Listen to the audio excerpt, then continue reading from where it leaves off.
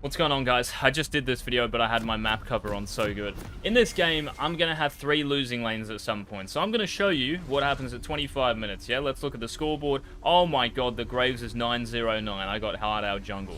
Now, if I was looking at a student's OPGG, I would actually probably say, like, you let this Graves kind of just, like, you know, hard carry the game. But if we go back to around, let's just say 10 minutes. I have a lead on the Graves, and I have 3 losing lanes. Like, Camille is still in a position to do well this game, but my mid lane's fucked, my bot lane's fucked. Nyla was practically dead at level 1. I mean, she's not fucked in this game, to be honest. But, yes, what ends up happening in this game is pretty much like every lane just ends up losing like this, even though we're still doing well in this game. So, pretty much, I'm going to teach you how to stabilize a game when you've got like 3 kind of losing lanes or 3 players who aren't having the best of games. And I don't want to hear anything, like I don't really have any sympathy for people when they say, oh, well, these laners are so bad, and what do I do when I've got inting lanes? You do this, bro. You jungle like a fucking challenger, and if you're not playing in challenger, you can win games like this or give yourself the best chance of winning games. So why don't we actually get into what the moves are and kind of like how I'm thinking here in the early game with these cooked lanes. So first of all, if you're playing a weak jungler like I am early game, you don't really want to get invaded. So always here, like in this situation, I can put a ward down around here, like as soon as possible. So like if Graves is sitting here or the enemy team is sitting in these brushes, they will see me trinket here, and they'll be like, oh, I don't actually want to invade anymore to put a ward down. This ward is kind of important. It cuts me a little bit. And yeah, in this game, what do you think Graves should do? Because I think he's doing this in this game. He should just go Red, Krugs, Raptors. He should know that he's going to have Prior with Draven, Pyke against Nyla Rel. Nyla is not a champion until level 3. Vex against Annie. Vex is going to have Prior as well. So in this game, he can easily just go bang, bang, bang into bang. And that's what I think he does. And you're going to see this here. Okay, I'm going to use that kind of like knowledge or anticipation later in this game. Anyway, I end up starting Raptors. Here we go.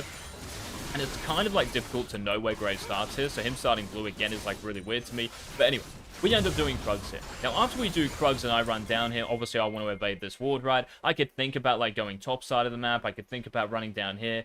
But, do I really want to do that? Because when I, like, move down towards, well, this side of the map anyway, or after I finish Krugs, I can see the mid lane is pushing, and I've got an Annie mid with Ignite. This lane is actually killable.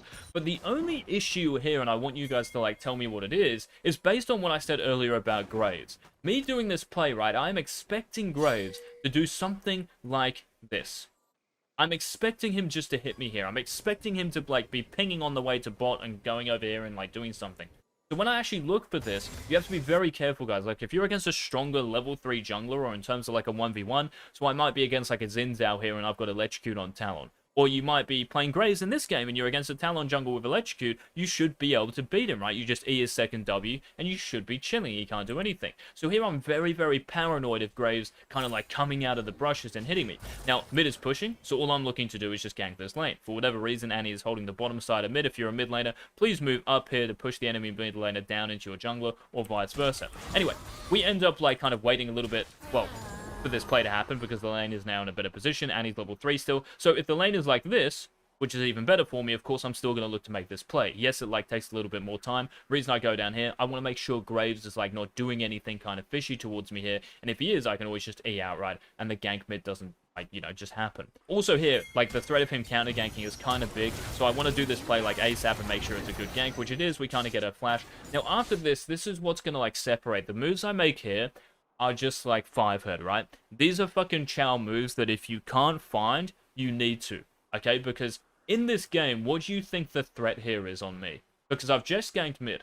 I've just kind of like shown my hand to the enemy jungler, and I don't know what they're doing. I'm expecting him to have taken my blue and gromp, honestly. Or be taking them, or maybe even like brush camping with Pyke. Because Pyke is missing here. And because he was winning bot pretty hard, I'm expecting the Pyke and the Graves to be around this area.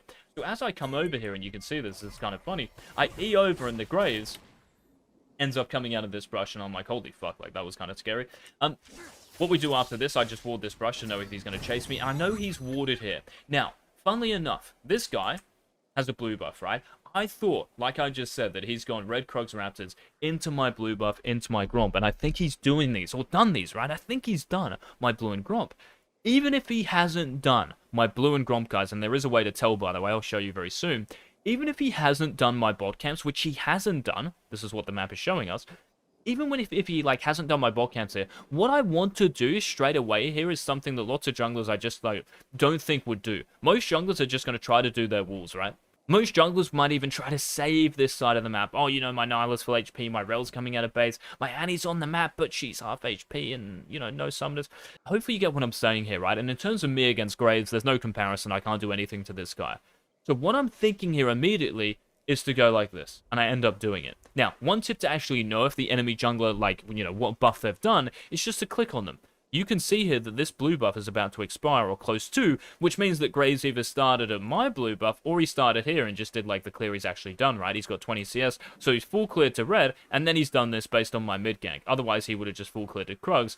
But yeah, that's what he's done, right? That's like a nice little trick. But because this was like so heat of the moment, I guess it's very difficult for me to click on him and then like see the actual buff situation. But anyway, regardless, he ends up warding this. Now, I want to make it look, based on that information, that I don't want to do anything but side of the map here because I'm so much weaker in his lane than laners are stronger.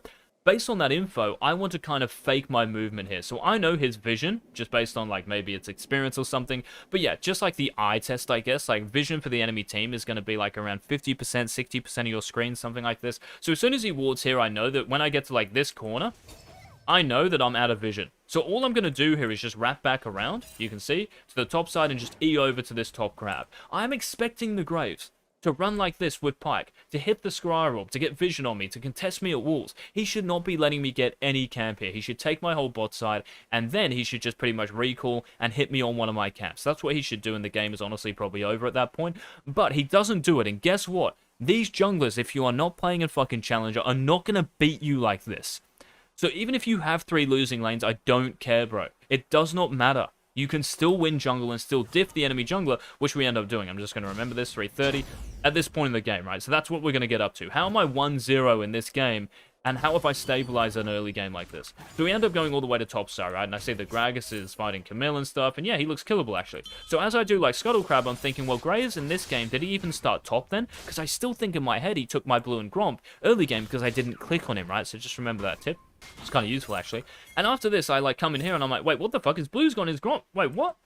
Oh, so he started here, right? Now I get this information. Very important just to check this as well, just to make sure, yeah? So I could gank top, but this Gragas still has E. So that's what I'm waiting for here, this Gragas to use his E. It's very important, guys, like you wait for those kind of I don't even know what you'd call it, like maybe abilities or cooldowns. You're just looking for that mechanism the enemy champion has that makes your gank like a lot worse. So it might be like a Fizz having his E, a Zed having W. You're waiting for those key abilities to be used before you gank. Or just like it might be a timer, right? So it might be Gragas going for this minion. Or it might be like a cannon minion, which is back here. He's obviously going to try and go for this. Now you go on that like important timing, okay? So that's what we're just looking for here. So as soon as this guy E's the Camille like he just did, I'm going to come in, I'm going to keep my distance, so my passive procs right, second W easy, and we end up getting his flash. And at this point in this game, because Camille already has like a little bit of a lead here, I'm expecting her to carry with me. Also, this lane is going to push away from her. She could easily just like recall and get a Sheen, and she would be chilling at this point, and I just know I can just come board and hit this Gragas again when the lane state is really good.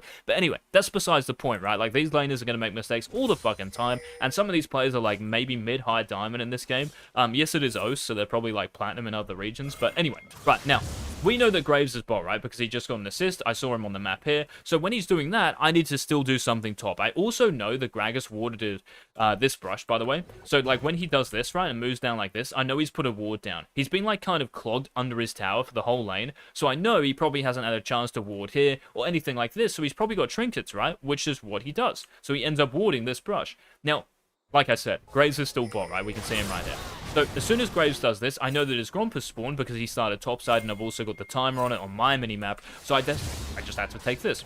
I also know in this game that the mid laner, right, the Vex, is on a roam here because she's not mid, right? And if she goes top here to hit me at this, I think my game is just completely cooked. But thankfully, she doesn't. I also know this vision range as well, guys. So if Gragas wards like this, even in the middle, right, I am still out of vision. I do not want to do this Gromp on vision here, saying, hey, Gragas, here I am. Hey, Vex, here I am. And I just die for kind of like no reason, right? So again, it's just like manipulating the enemy team's vision of you to deceive them and to make other moves on the map because they won't know what's going on. And I'm sure when Graves went to his Gromp here, he would be like, wait, what the fuck? My Gromp's gone. So here I'm just going to recall, right? I know Graves can't hit me in time, so I'm just going to recall on the spot. And out of base here, what am I going to do? Quite simply, Krugs to Raptors. Now remember, as you're going to Krugs, like in any game, what lane is near Krugs? Top lane, right? Mid lane kind of, like Krugs Raptors into mid, something like this, right?